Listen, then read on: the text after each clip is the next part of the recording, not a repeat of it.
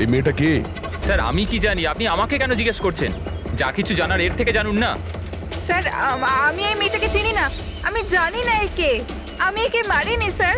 আমি তো ওই সময় শুধু এই লোকটার হেল্প করছিলাম। আমি অনেক রাত অবধি অফিসে ছিলাম স্যার, আপনি চাইলে সিসিটিভি ফুটেজ দেখতে পারেন। চিনের নিচে দেখো, থুতির নিচে স্টিচেস আছে না?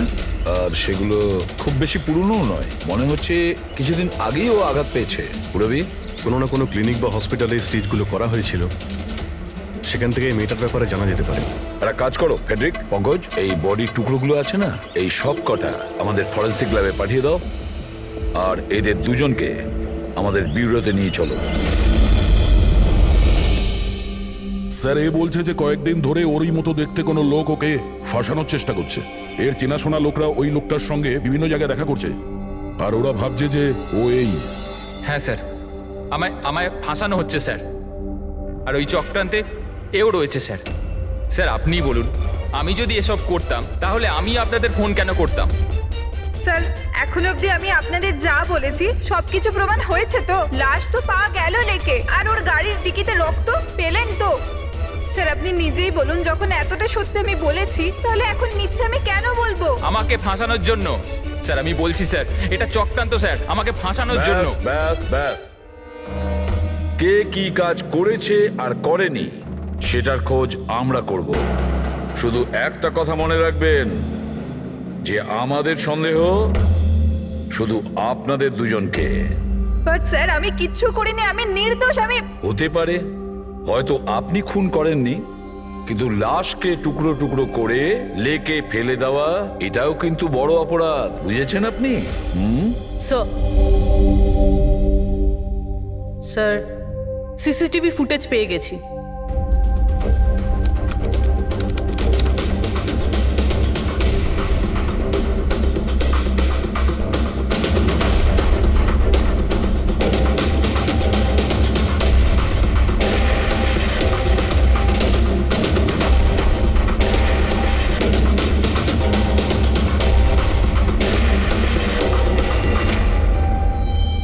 এ তো খালি।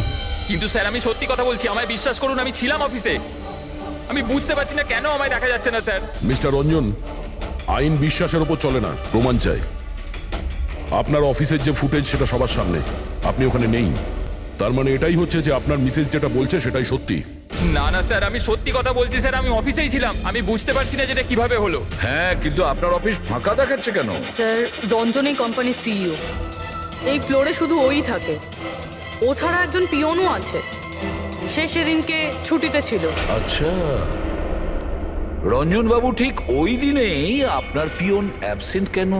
স্যার আমি সত্যি বলছি স্যার, আমি অফিসে ছিলাম। মিস্টার রঞ্জন, নিজেকে নিরপরাধী প্রমাণ করবার জন্য কোনো রকম প্রমাণ আপনার কাছে নেই, বুঝেছেন? আরে কুন্দন, ভালো হয়েছে তুই এসে গেছিস ভাই। এরা বলছে যে আমি কারো খুন করেছি। আরে আমি কাউকে কিভাবে মারতে পারি বল না, বোঝা না ভাই। এ করতে পারে না স্যার। স্যার এর জীবনে একটা মাছি পর্যন্ত মারেনি। হ্যাঁ এটা ঠিক যে ও মাঝে মাঝে খুব রেগে যায়, রাগকে কন্ট্রোল করতে পারে না। হ্যাঁ স্যার, অনেক দিন ধরে চিকিৎসা চলছে ওর, ওষুধপত্রও খান রঞ্জন দাদা, কিন্তু কখনো কখনো যদি ওষুধ খেতে ভুলে যায় তাহলে নিজেকে সামলাতে পারেন না। এই কথাটা তুমি আমাদের কেন বলনি? স্যার আমি ওই শুধু আপনাকে নয়, কাউকেই হয়তো বলেনি কথা। আমার ক্ষমতা চলতো তো তার এই বিয়েটা হতেই দিতাম না। আমি তো আমার মেয়ের কাছে হেরে বসে আছি। এই লোকটা তো একটা সাইকো সাইকো। এই রঞ্জন একজন মানসিক রোগী। এর পার্সোনালিটি ডিসঅর্ডার আছে। এর মাথা তো সেটাই মনে রাখে যেটা ও মনে রাখতে চায়, বাকি সমস্ত কথা তো এ ভুলে যায়। হতেই পারে স্যার যে খুনটা এই করেছে আর ভুলে গেছে। ব্যাপারটা হচ্ছে যে আমি আগে অসুস্থ ছিলাম, কিন্তু তারপর আমি ঠিক হয়ে গেছিলাম।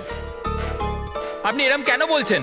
কুন্দন কুন্দন তুই বল, আমি সত্যি বলছি কিনা। বৌদি আপনি বলুন না, আরে তুমিই বলো না। আপনারা আমায় এভাবে কেন দেখছেন? আরে আমি সাইকো নই, আমি অসুস্থ নই, কোনো মানসিক রোগ নেই আমার, একদম ঠিক আছি আমি। আরে বলো না বলো না। বাস, অনেক হয়েছে। এটা তোমার বাড়ি নয়, ব্যুরো। এই নাটক এখানে চলবে না।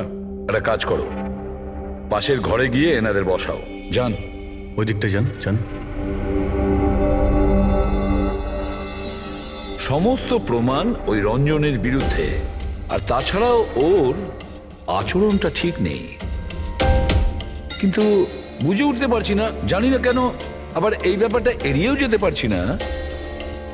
ও বারবার আমাদেরকে বলছে যে অফিসের সিসিটিভি ফুটেজটা চেক করুন। আমি অফিসে ছিলাম, এতটা জোর দিয়ে কেউ বলতে পারে না। আরও একটা ব্যাপার স্যার, ফোন ওই করেছিল।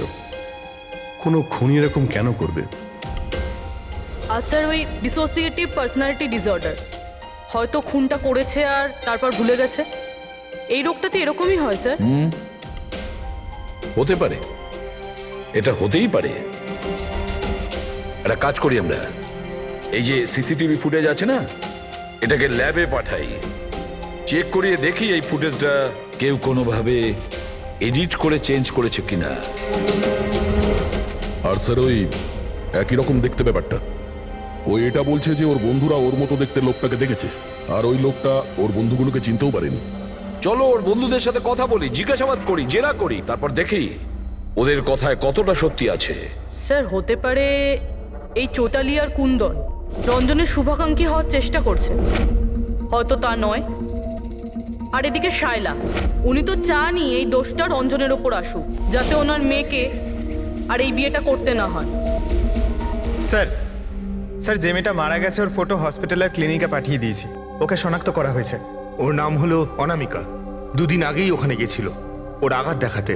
অনামিকা, অনামিকা, এই অনামিকার পুরো ফোন রেকর্ড চেক করো, খোঁজ নাও এ কোথায় থাকতো, কি করতো, এর সঙ্গে রঞ্জনের কি সম্পর্ক ছিল।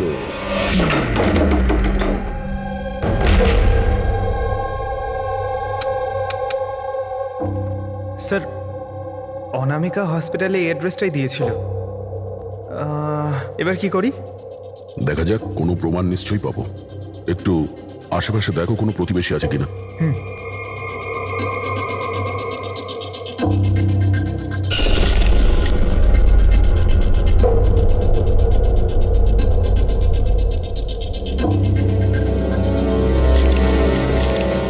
স্যার হ্যাঁ, এর নাম অঙ্কিত, অনামিকার প্রতিবেশী। হ্যালো স্যার, কি হয়েছে বলুন?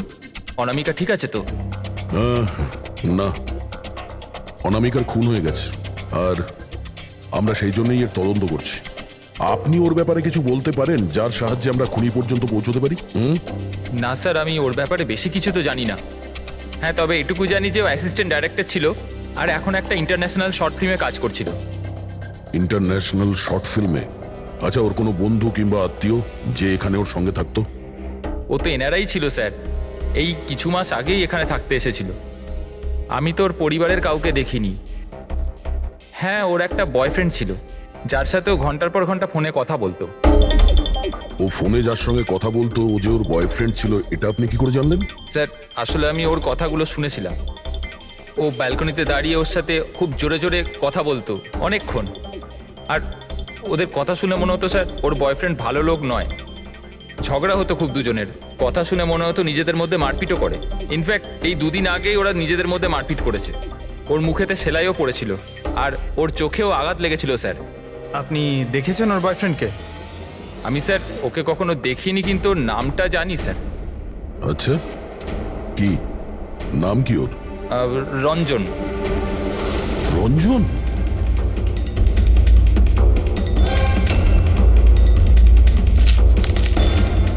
স্যার হ্যাঁ, এই দেখুন, এই অনামিকার পাসপোর্টে এই বার্সেলোনার ভিসা লাগানো রয়েছে। বার্সেলোনা? এ কি স্পেনে যেতে চাইছিল নাকি? স্যার অনামিকা স্পেন থেকেই এসেছিল স্যার, আমি ওদের কথা শুনেছিলাম। স্যার ও বিরক্ত হয়ে গেছিল রঞ্জনের জন্য, সারা জীবনের জন্য স্পেন ফিরে যেতে চাইছিল। স্যার আমার মনে হয় ওর খুন রঞ্জনই করেছে। ও চাইতো না যে ও স্পেনে চলে যাক।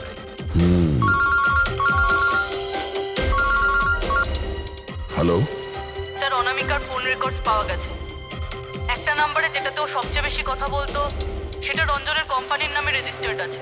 ও রঞ্জন, একটা কাজ করো, অনামিকার ফোনের শেষ লোকেশনটা কোথায় ছিল সেটা বার করো। অনামিকা কাল রাত্রেই আপনার হোটেলে ছিল? I am not sure sir, ছিল না? আমার তো মনে হয় না। ঠিক আছে, আমাদের আপনার হোটেলের সিসিটিভি ফুটেজটা চেক করতে হবে। Sure sir.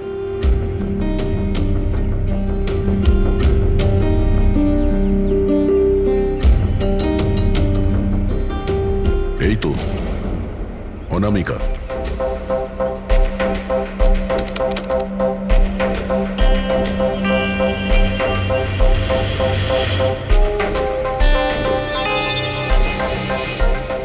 এটা কি ব্যাপার?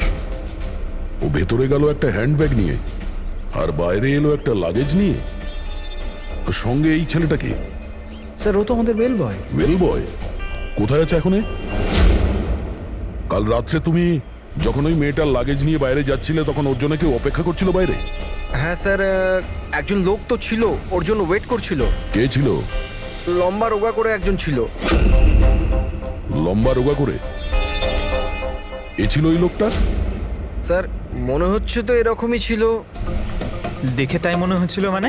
স্যার ও দূরে দাঁড়িয়ে ছিল, তাই আমি ঠিকমতো দেখতে পাইনি। ও, তার মানে এই রঞ্জন, ও আমাদের মিথ্যে কথা বলেছে। ও অনামিকাকে আগে থেকেই চিনতো, আর শেষবার অনামিকা ওর সাথেই ছিল। রঞ্জন বলছে যে আপনারা ওকে আলাদা আলাদা জায়গাতে দেখেছিলেন, কিন্তু ও বলছে ও ওখানে ছিলই না। ব্যাপারটা কি বলুন তো? স্যার আমি একদিন কফি শপে কফি খাচ্ছিলাম, আমি দেখলাম যে রঞ্জন বাইরে কারোর সাথে কথা বলছে। রঞ্জন, রঞ্জন, এই রঞ্জন! স্যার আমি যখন ওকে ডাকলাম ও জানি না কেন আমার কথা না শুনে অন্যদিকে চলে গেল। রঞ্জন! কিন্তু স্যার যখন আমি এই ব্যাপারে ওর সঙ্গে কথা বললাম তখন ও বললো যে ওখানে ছিলই না। আমি জানি না ও কেন মিথ্যে কথা বললো। আর লীলা দেবী, ওকে আপনি কোথায় দেখেছিলেন? কান্দিওয়ালাতে একটা জুয়েলারি শপে। ওর সঙ্গে একটা মেয়েও ছিল। রঞ্জন, রঞ্জন! আচ্ছা, এই মেয়েটা ছিল কি? হ্যাঁ স্যার, এই মেয়েটাই ছিল। কিন্তু যখন ওর সঙ্গে আমি ফোনে কথা বললাম, বলতে শুরু করলো আমি তো ওখানে ছিলামই না। আর তোমার সঙ্গে কি এটাই ঘটেছে? হ্যাঁ স্যার, ও বাজারেতে আমার সামনে দিয়ে যাচ্ছিল, আমি ওকে হাত দেখালাম, হাই বললাম, মদন রে, কিন্তু ও সরাসরি আমায় ইগনোর করলো, অটোতে বসলো, চলে গেল। এদিকে দেখ ভাই, আমি রঞ্জন, রঞ্জন! ঠিক আছে, thank you very much. Sir এদের কথা শুনে মনে হচ্ছে রঞ্জন ইচ্ছে করে ওদের সামনে এসেছিল আর এরকম বিহেভিয়ার করেছে। কিন্তু অভিজিৎ, কি কারণ হতে পারে? এরকম ব্যবহার কেন রঞ্জন করেছিল? না না না না, কিছু না কিছু গোলমাল তো নিশ্চয়ই আছে অভিজিৎ। যেখানে যেখানে এরা রঞ্জনকে দেখেছে না, দেখি ওখানে কোনো সিসিটিভি ফুটেজ পাওয়া যায় কিনা।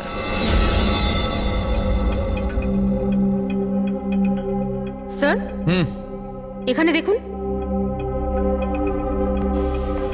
হ্যাঁ শালুকে, বস, কি পেলে? এই অস্ত্রের ওপর আর কাপড়ে যে রক্ত পাওয়া গেছে সেটা অনামিকারই। মনে হচ্ছে অঞ্জলি সত্যি বলেছে। এটার ব্যবহার অনামিকাকে খুন করার জন্য আর ওর লাশটাকে লুকানোর জন্য করা হয়েছে। আচ্ছা, রঞ্জনের বিরুদ্ধে কোনো প্রমাণ? হ্যাঁ স্যার, রঞ্জনের ফিঙ্গারপ্রিন্টস পাওয়া গেছে। একটা তো এই টুল বক্সে, আর দ্বিতীয়টা গাড়ির ডিক্কিতে, যেখানে অনামিকার রক্তও পাওয়া গিয়েছিল। তার মানে রঞ্জন অঞ্জলির সঙ্গে ছিল। এটা তো খুব সহজ সরল প্রমাণ। অঞ্জলি সত্যি কথা বলা আর রঞ্জনকে খুনি প্রমাণ করা। কিন্তু বস, আরো অনেক কিছু পাওয়া গেছে। কি? স্যার আমরা একটা বিশেষ ধরনের পলিমার আর সিলিকনের ট্রেসেসও পেয়েছি, যেটা সাধারণত অদ্ভুত ব্যাপার। সিলিকন আর পলিমার, এটা তো সত্যিই অদ্ভুত ব্যাপার। আরো একটা বিশেষ কথা দেখাচ্ছি, এসো। এই কেমিক্যাল, বস, এই বিশেষ কেমিক্যালটা আমরা সব জায়গায় পেয়েছি, কাপড়ে, টুল বক্সে, অস্ত্রের উপর, সব জায়গায়। আর এটা ছাড়া এই দেখো, এই কিছু সায়ানাইড, কিছুটা ক্লোরাইড, এইসব কেমিক্যাল। সবচেয়ে বড় কথা হচ্ছে এই যতগুলো কেমিক্যাল আছে এই সিচুয়েশনে এখানে এগুলো থাকাই উচিত নয়। রঞ্জন, এই রঞ্জনের স্বাধীন থাকা চলবে না। রঞ্জনের একা থাকা খুবই বিপজ্জনক। তুমি অনামিকার বয়ফ্রেন্ড? না স্যার, কিন্তু তুমি ওকে অনেক মারধরও করতে। না না, এটা একদম মিথ্যে স্যার, ভুল কথা এগুলো। লোকে আমার নামে বিভিন্ন কথা বলে বেড়ায়, কিন্তু সত্যিটা তো হলো যে আমি কোনো অনামিকাকে চিনি না। আচ্ছা, এই তোমার ক্রেডিট কার্ডের বিলস এগুলো তো চেনো না? এই দেখো, এই অনামিকার বার্সিলোনার ফ্লাইটের টিকিট তোমার ক্রেডিট কার্ড থেকে কেনা হয়েছে। আর ও যে নাম্বারটায় ঘন্টার পর ঘন্টা কথা বলতো সেটা তোমার কোম্পানির নামে রেজিস্টার করা আছে। আর সব থেকে বড় কথা, তোমার গাড়ির ডিকিতে অনামিকার রক্তের ছাপ পাওয়া গেছে। আর তুমি কি মনে করছো যে আমরা ওর কথা শুনে তোমার উপর দোষ চাপাচ্ছি? এই সমস্ত প্রমাণই যথেষ্ট এটা প্রমাণ করার জন্যে যে তুমি অনামিকাকে খুন করেছো। না স্যার, আমি কারোর খুনটুন করিনি। আর স্যার, এই ক্রেডিট কার্ড, স্যার আমার কাছে তো অনেক ক্রেডিট কার্ড আছে স্যার। আর স্যার, আমি আজ অব্দি আমার ক্রেডিট কার্ড দিয়ে কখনো বার্সেলোনার টিকিট বুক করিনি। তাহলে উল্টোপাল্টা কথা বলা বন্ধ করো রঞ্জন। অনামিকা তোমার গার্লফ্রেন্ড ছিল আর তোমার জন্য বিপদ হয়ে দাঁড়িয়েছিল, আর ওর হাত থেকে মুক্তি পাওয়ার জন্য তুমি ওকে খুন করে দিলে। আর শুধু খুন করলে না, তার সাথে আমাকেও ফাঁসিয়ে দিলে। না, আমি এরম করিনি অঞ্জলি, আমার কথাটা বোঝার চেষ্টা করো তুমি। বৌদি, মানছি যে সমস্ত প্রমাণ এটাই ইঙ্গিত করছে যে রঞ্জনী খুনটা করেছে, কিন্তু কিছু প্রমাণিত হয়নি এখনো। আপনারা প্লিজ আমাদের কাজ করতে দিন। দেখো রঞ্জন, তোমার নির্দোষ হওয়ার কোনো প্রমাণ তোমার কাছে নেই। আর খুনের সময় তুমি কোথায় ছিলে এর কোনো সাক্ষীও নেই। আর তোমার ওই অফিসে সিসিটিভি ক্যামেরা ফুটেজ, ওর মধ্যে তুমি উধাও। অনামিকার হোটেলের বাইরে তোমার গাড়ির দাঁড়িয়ে থাকা, তোমার গাড়ির ডিকিতে অনামিকার রক্ত পাওয়া, ফোন রেকর্ড, ক্রেডিট কার্ড বিলস, তোমার বাঁচার আর কোনো রাস্তা নেই। এই একই রকম দেখতে অ্যাঙ্গেলটা একবার পরিষ্কার হয়ে যাক, তারপর তোমাকে অ্যারেস্ট না করার কোনো কারণ আমাদের কাছে থাকবে না। ততক্ষণের জন্য তুমি এখানে নিজের বাড়িতেই নজরবন্দি থাকবে, ফ্রেডির তত্ত্বাবধানে। আর আপনারা তদন্ত শেষ না হওয়া পর্যন্ত আপনাদের মধ্যে কেউ এখান থেকে যাবেন না। ফ্রেডি, নজর রেখো। Sir, sir please sir, sir আমার কথাটা বোঝার চেষ্টা করুন, আমি কিচ্ছু করিনি। পূরবী, তুমি কি বলছো তুমি খেয়াল করেছো? হ্যাঁ স্যার, স্যার ইমেজ ফরেন্সিক এক্সপার্টরা কনফার্ম করেছেন এই রঞ্জনের ফুটেজের সাথে এডিট করা হয়েছে। এই ফুটেজটায় কিছু আউট অফ ফোকাস ব্যাপার আছে, যেটা থেকে এটা প্রুফ হয় যে এখানে কেউ একজন ছিল, যেটাকে খুবই ভালোভাবে ডিলিট করা হয়েছে। অন্য আর কেউ নয়, ও রঞ্জনী হবে। তার মানে ওর এই একই রকম দেখতে গল্পটা সত্যি। অনামিকার খুনের সময় ও অফিসেই ছিল। তাহলে ওর খুন কি করে করবে? একটাই লোক একই সময়ে দু জায়গায় কি করে হতে পারে? স্যার, স্যার সেই সব সিসিটিভি ফুটেজ পেয়ে গেছি যেখানে রঞ্জনের বন্ধুরা রঞ্জনকে দেখেছিল। কফি শপ, জুয়েলারি শপ আর মার্কেটে। দরজা খোলো, বাইরে বেরোতে দাও। আরে কেন আমাকে আটকে রেখেছো? খোলো, আমি বলছি খুলে দাও। এটা কি হচ্ছে? ওর আবার আগের মতো অবস্থায় নেই তো? খোলো। সে কি? তাহলে তো ওনাকে কাবুতে আনার নিশ্চয়ই কোনো উপায় থাকবে। শুধু একটাই ওষুধ আছে, ঘুমের ইনজেকশন। খোলো, আমি বলছি দরজাটা খোলো। আরে এইভাবে কেউ কাউকে আটকে রাখে নাকি? আমার তো খুব ভয় লাগছে। আমি দরজা ভেঙে মাথা খারাপ হয়ে গেলে আবার কিছু করে নেবে না তো? সব এক একটা রত্ন এখানে, দরজাটা খোলো। আমি দেখছি। আরে কেন আটকে রেখেছো আমায়?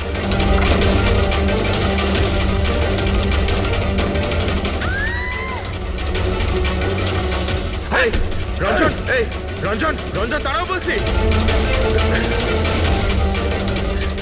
মা, মা, মা, আস্তে আস্তে আস্তে। ও মাই গড, এটা কি করে হলো? আমি ডাক্তারের খবর দিচ্ছি। হ্যাঁ, তুমি ঠিক আছো তো মা? ও মাই গড, কি করে লাগলো তোমার? স্যার, এটা কফি শপের ফুটেজ।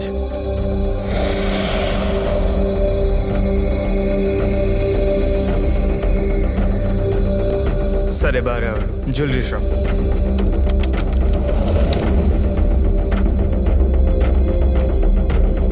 এটার সঙ্গে অনামিকাও ছিল। এখনো পর্যন্ত সবকিছু তো নর্মালি লাগছে।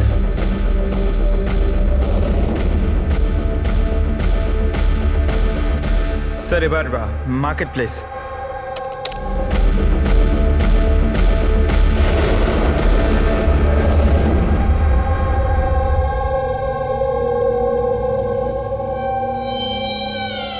পঙ্কজ, একটু রিওয়াইন্ড করো। হ্যাঁ, আগে ওই রঞ্জনকে জুম করো।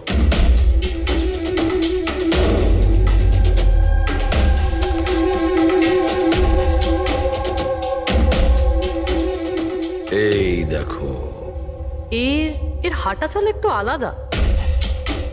ও অন্য ধরনের জুতো পরে রয়েছে।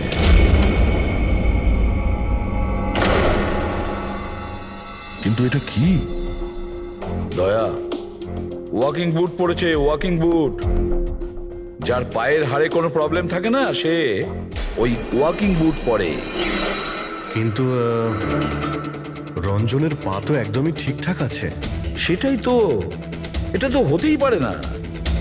তাহলে ও কি? হ্যাঁ শালুকে বলো, কি এখনই? আচ্ছা ঠিক আছে, আমি আসছি। শালুকে ফরেন্সিক ল্যাবে ডেকেছে, এখনই যেতে হবে। চলো। হ্যাঁ ফেডরিক বলো, কি বললে তুমি? ঠিক আছে, হ্যাঁ ওখানেই থেকো। ফেডরিক বলছিল রঞ্জন পালিয়ে গেছে শায়লার ওপর আঘাত করে। কিন্তু ফ্রেডি তো ছিল ওখানে। সেটাই তো। একটা কাজ করো দা, তুমি আর পঙ্কজ ওখানে চলে যাও, আমরা ফরেন্সিক ল্যাবে যাচ্ছি।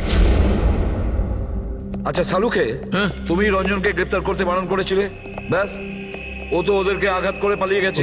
আর তুমি এখানে এসব কি করছো? এখানে এখানে এরকম মিউজিয়াম সাজিয়েছো কেন?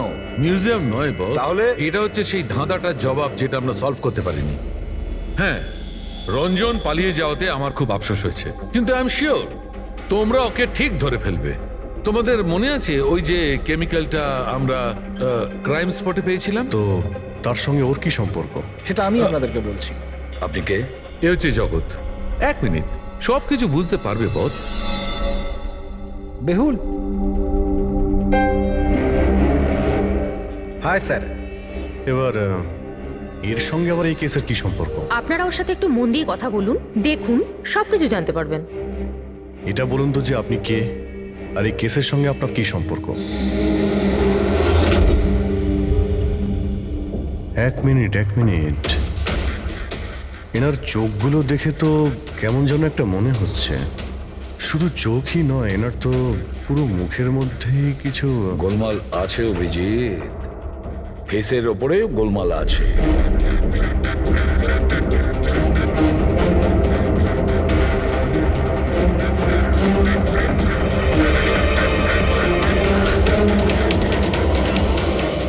ও থ্যাংক ইউ বেহুল।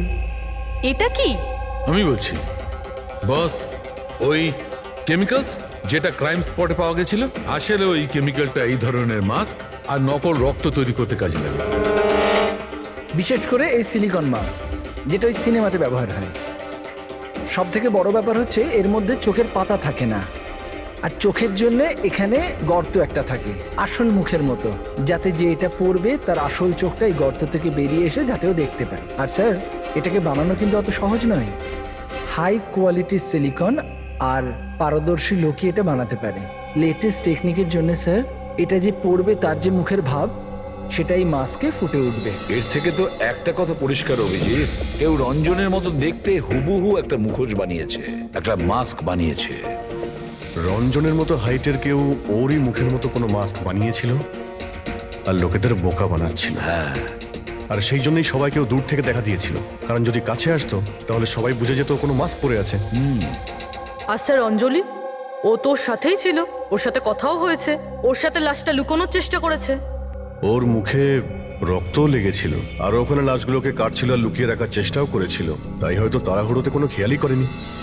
আর তাছাড়াও এই যে একই রকম দেখতে না, নিশ্চয়ই ওর পায়ের হাড়ে কোনো প্রবলেম ছিল, তাই ও ওয়াকিং বুট পরেছিল। আর এই মাস্ক তৈরি করাও এত সহজ নয়। স্যার, এই মাস্ক ফিল্ম প্রজেক্টেই কাজে লাগে।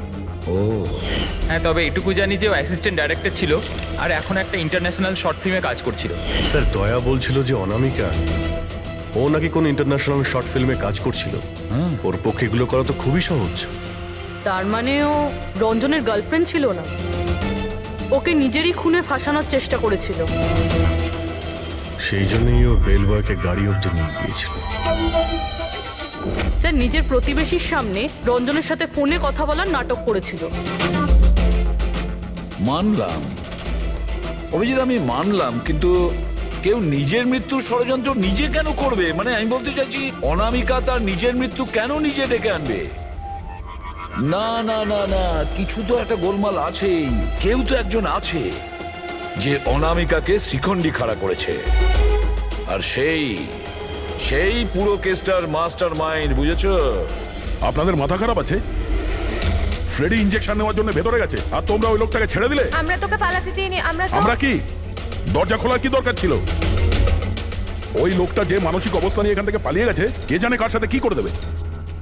শায়লা দেবীর ওপর হামলা করেই দিয়েছে। স্যার, একটা কথা বুঝতে পারলাম না, ওরা তোমাদের দুজনের সামনে থেকে পালালো আর তোমরা ধরতে পারলে না ওদের? স্যার আমরা খুব ভয় পেয়ে গেছিলাম, আর সব কিছু এত তাড়াতাড়ি হলো। স্যার আমরা যদি মাঝখানে আসতাম তাহলে আমাদের উপরও তো হামলা করতে পারতো না স্যার। হ্যাঁ, যেমন ভাবে আন্টিকে হামলা করেছিল আমাদেরও করতে তাহলে। হ্যাঁ, এক মিনিট শায়লা দেবীর ওপর হামলা, কিন্তু কিভাবে? ওর কাছে অস্ত্র কি করে এলো? এখানে তো কোনো অস্ত্র ছিল না, আমরা সমস্ত অস্ত্র সরিয়ে দিয়েছিলাম। হ্যাঁ হ্যাঁ স্যার, শুধু ঘরে কেন, কিচেনেও সবজি কাটার কোনো ছুরি পর্যন্ত নেই।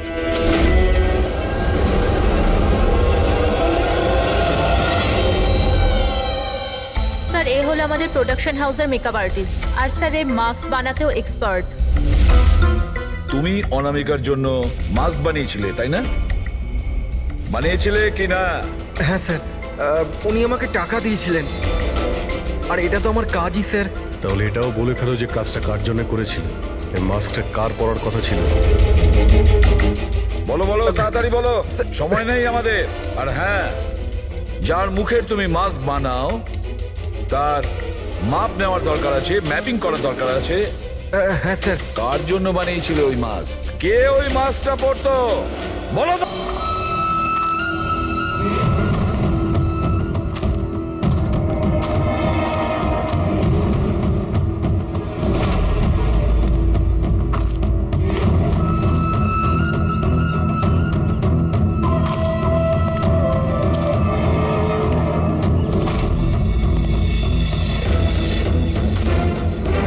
কে তুমি?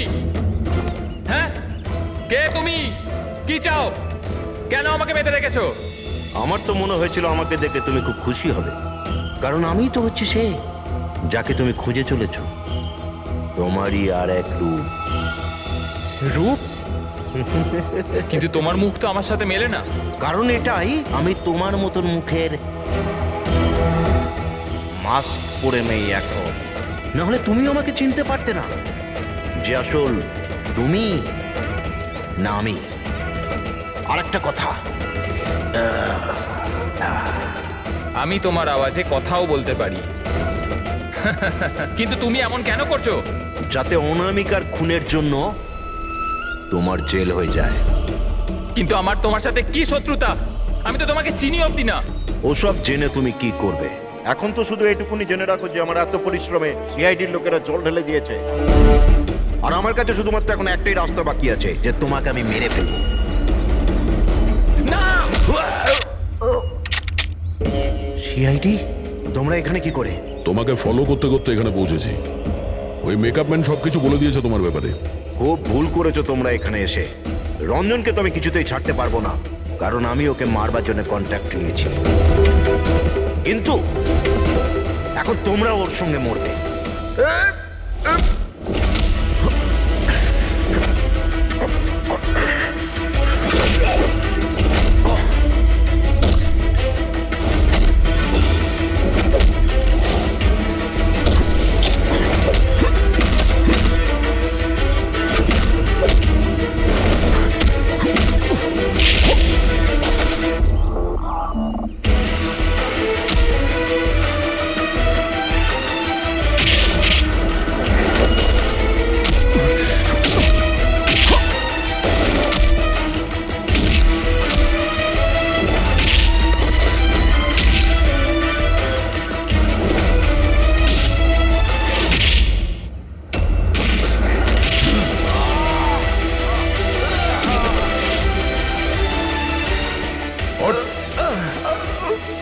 তোকে মারার কন্ট্রাক্ট দিয়েছিল? হ্যাঁ, কে দিয়েছিল? অনামিকা মারা যাওয়ার পরেও তোমাদের প্ল্যান চালু আছে। কে মাস্টার মাইন্ড? আমায় ক্ষমা করে দাও মা, তোমার মতের বিরুদ্ধে গিয়ে বিয়ে করে আমি অনেক বড় ভুল করে ফেলেছি। কখনো ভাবতেও পারেনি যে ও এইসব করতে পারে। রঞ্জন কোথায়? ওকে পেলেন না আপনারা? পাওয়া গেছে রঞ্জনকে। আপনারা সবাই এটা জেনে হয়তো অবাক হবেন যে রঞ্জন নির্দোষ। এটা আপনারা কি বলছেন? খুন রঞ্জনই করেছে? একদম না, রঞ্জন খুন করেনি। খুন করেছে আপনাদের মধ্যেই কেউ একজন। আমরা? কিন্তু আপনি তো জানেন যে এদের সবার উপস্থিতিতেই রঞ্জন আমাকে আঘাত করেছে। কি করে করলো? মানে কোন জিনিস দিয়ে আপনার উপরে আক্রমণ করেছিল? আমি বলেছিলাম না যে ও ছুরি দিয়ে আমাকে আঘাত করেছিল। কিন্তু ছুরি তো ছিল না ঘরে, আমরা সমস্ত অস্ত্র সরিয়ে দিয়েছিলাম আগে থেকেই। আপনার এই আঘাত ছুরি দিয়ে নয়, বরং নেইল ফাইল, নখ কাটার জন্য যেটা ব্যবহার করা হয়, আপনার এই আঘাত সেটা থেকে লেগেছে। মনে হচ্ছে উনি এখনো কনফিউজড। কোনো ব্যাপার নয়, ওনাকে আমরা সাহায্য করছি। ফ্রেডি,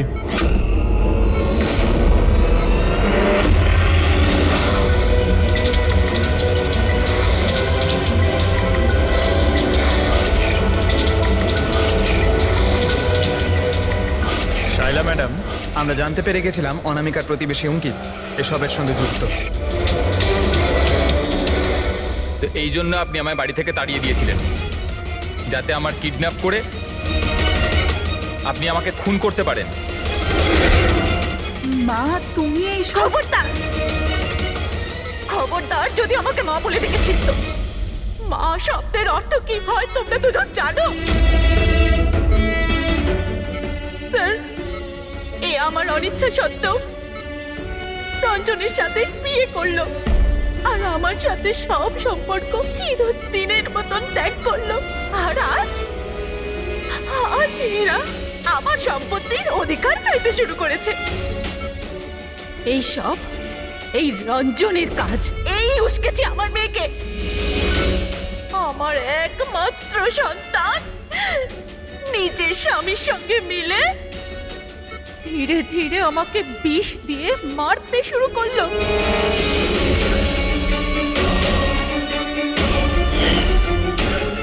দুভোটা তাড়াতাড়ি করো অঞ্জলি, এটা নিয়ে গিয়ে মায়ের ঘরে রেখে দাও, যাও।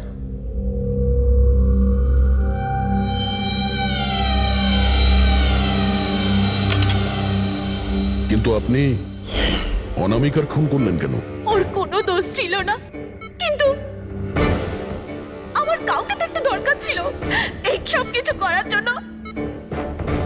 কিন্তু আমি এদের দুজনকে শাস্তি দিতে চেয়েছিলাম যে রঞ্জনের ফাঁসি হয়ে যাক আর অঞ্জলির সারা জীবনের মতো জেল। শায়লা দেবী, এদের প্রতি আপনার ঘৃণা আপনাকেও এদেরই মতন অপরাধী বানিয়েছে। এদের দুজনের তো শাস্তি হবেই, আপনার প্রাণ নেওয়ার চেষ্টা করেছে বলে। কিন্তু আপনারও কঠোর থেকে কঠোরতম শাস্তি হবে। অনামিকাকে